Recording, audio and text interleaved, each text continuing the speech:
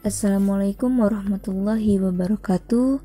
Saya Felindriani, NIM 171420177, sedari Perbankan Syariah, peserta KKN Daring 2020, hari ke-8.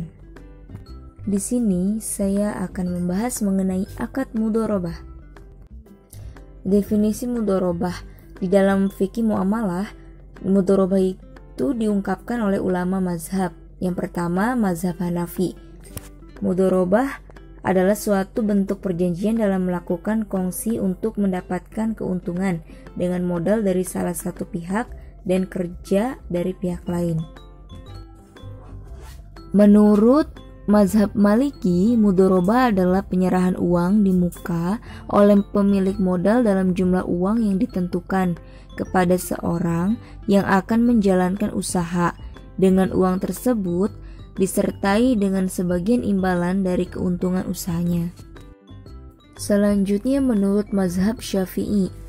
Definisi mudharabah yaitu pemilik modal menyerahkan sejumlah uang kepada pengusaha untuk dijalankan dalam suatu usaha dagang dengan keuntungan menjadi milik bersama antara keduanya.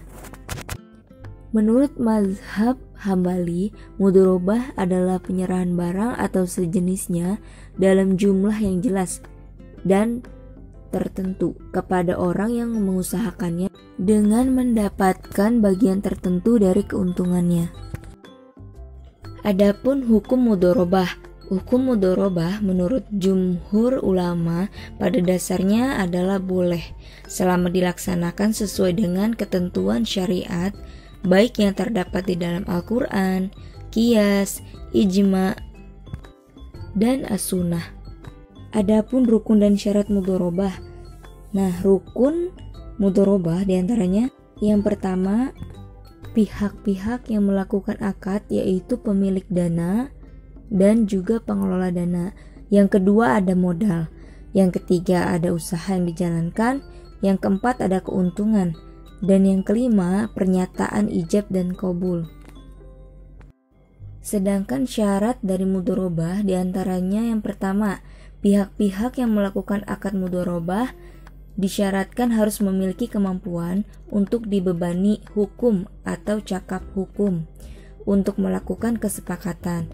Dalam hal ini pemilik modal akan memberikan kuasa dan pengelola modal menerima kuasa tersebut. Karena di dalam akad mudharabah terkandung akad kuasa atau wakalah. Selanjutnya contoh mudharabah. Pemilik modal bekerja sama dengan pengelola modal selama 6 bulan. Pemilik modal memberikan modal sebesar 30 juta kepada pengelola dana. Dengan kesepakatan keuntungannya itu perbandingannya 40/60.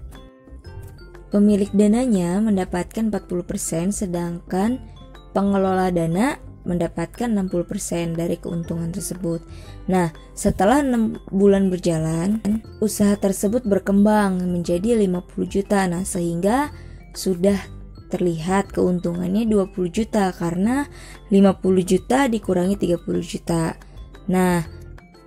Keuntungan pemilik modal itu sebesar 40%. Dikali 20 juta sehingga mendapatkan keuntungannya sebesar 8 juta. Sedangkan keuntungan pengelola modal atau dana sebesar 60%. 60% tersebut dikali keuntungan sebesar 20 juta sehingga menghasilkan keuntungan untuk pemilik modal atau dana sebesar 12 juta. Mungkin itu saja yang dapat saya sampaikan. Terima kasih. Jangan lupa mengkonsumsilah makanan atau minuman yang mengandung vitamin C untuk memperkuat stamina tubuh dan mempertebal imunitas. Hal tersebut upaya untuk pencegahan penyebaran COVID-19. Terima kasih.